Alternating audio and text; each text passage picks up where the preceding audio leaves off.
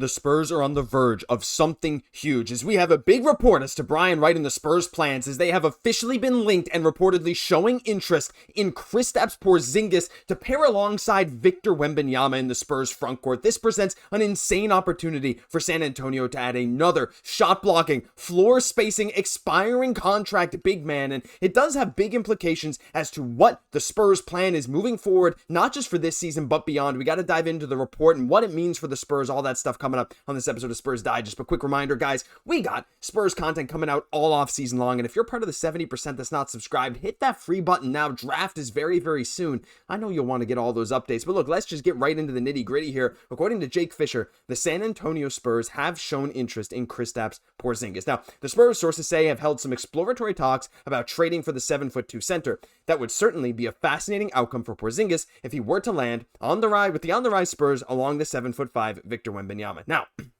for those of you that have been watching the channel for a long time, you'll know when the Celtics reports first came out, you can see I'm so excited, I almost knocked the mic over. I have been a huge proponent of bringing in Kristaps Porzingis to San Antonio. Some of you have agreed, some of you have not. Go check out some of our past videos, but for a simple reason. Like, the Spurs payroll right now, we know what we have and what we don't have, right? We know what we need to add to this team, and the backup center has been the thing that we've talked about a lot. Now, whether Porzingis would actually play a backup role or whether he would start alongside Wembanyama, yet to be seen. I think it'd be insane if we somehow started like 3 combo guards and 2 absolute alien unicorns in the front court.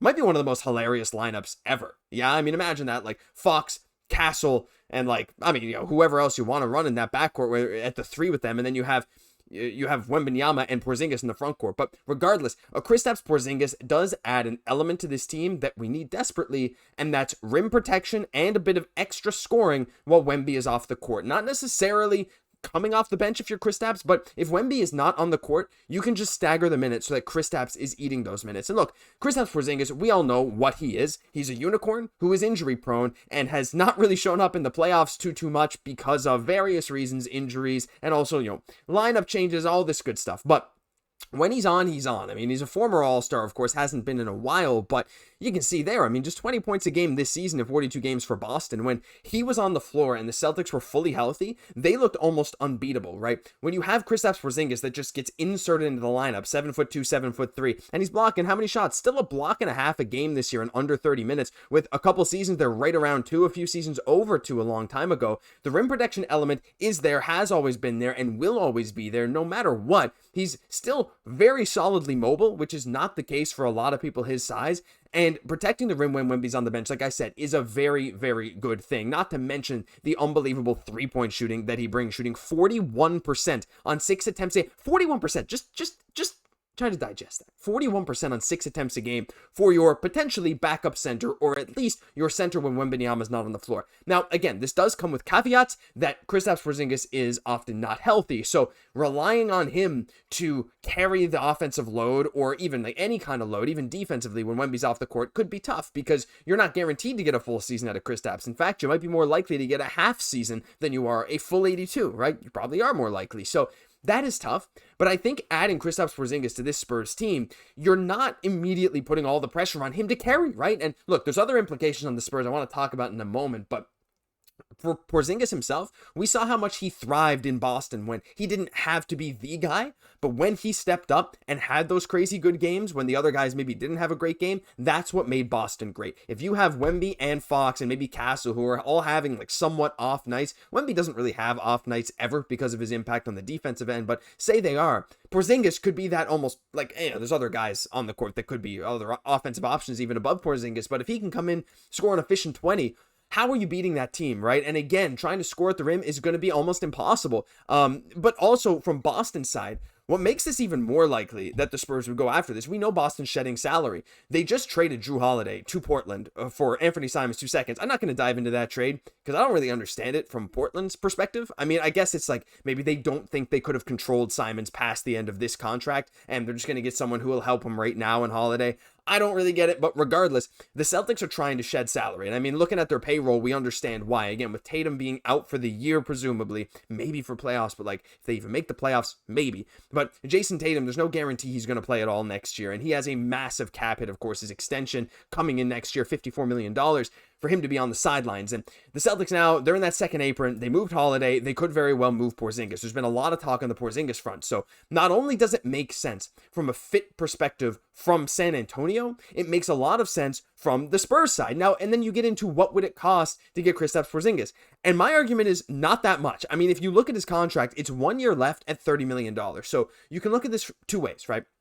First way is an expiring deal on a center. Teams will pay a lot for that, especially contending teams or teams that want to take that next step. Taking a $30 million risk on Kristaps Porzingis, if he can even show up decently well in the playoffs, that's probably worth it if you can accommodate him, right? So that's one hand. On the other hand, having $30 million, even if it's just for a year, is tough on your team, and adding another star to share the ball around to, especially if he's only going to play half the games, it just kind of sucks in the short term, and then you're just kind of plugging a hole that you'd preferably want to fill longer term. Again, whether with a draft pick or some other way.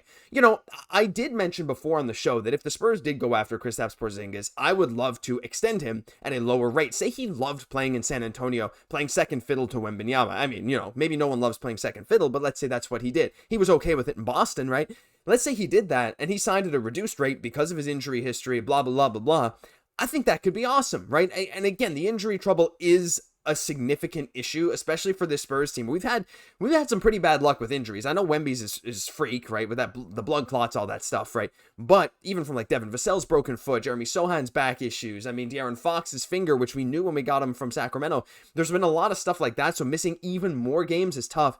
But to be honest, like, again, especially looking like, first of all, Jrue Holiday got a bigger return than I was anticipating, but there might be some underlying things with Anthony Simons that might be going on there, though I think that just, it's such a good trade for the Celtics. But regardless, 1 year deal of Kristaps for $30 million, probably going to cost a little bit of draft capital, and you'd have the salary match, right? So who's going to be going out, or at least match to a certain extent? You know, you have to imagine maybe a Keldon Johnson, Harrison Barnes.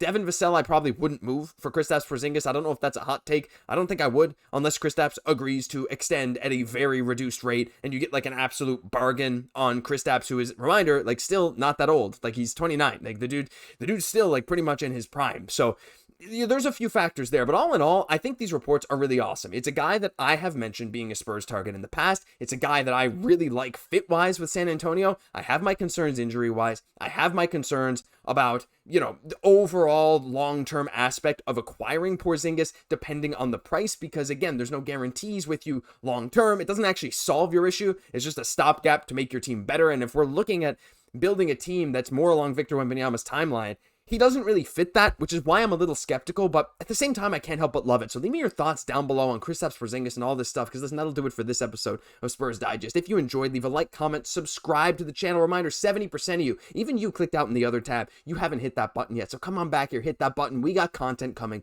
all off season long. I've been your host, Josh Gosse, and I'll catch you in the next one.